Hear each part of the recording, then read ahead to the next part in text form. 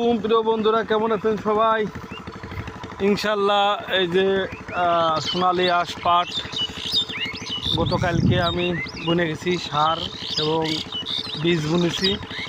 আজকে সেচ দিতেছি, প্রায় 2 খণ্ড হয়ে গেছে, নিচে খণ্ড হলে হয়ে যায়।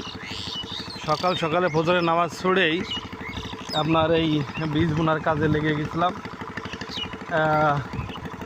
আর আজকে ফজরে নামাজ পড়েই আপনার পানি দিতেছি।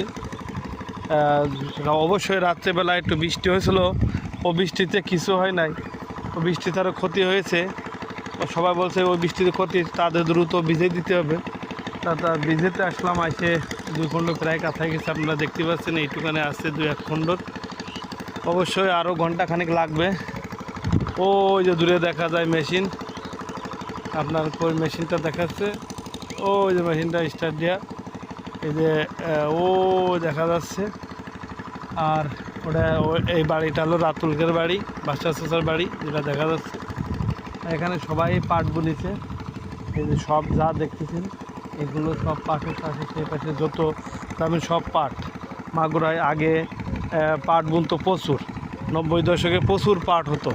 এখন এই 2000 সালের পরেতে, 2010 সালের পরেতে পাট বোনা মানুষ বন্ধ করে দিয়েছিল। গত বছর পাটের দাম একটু বেশি থাকায়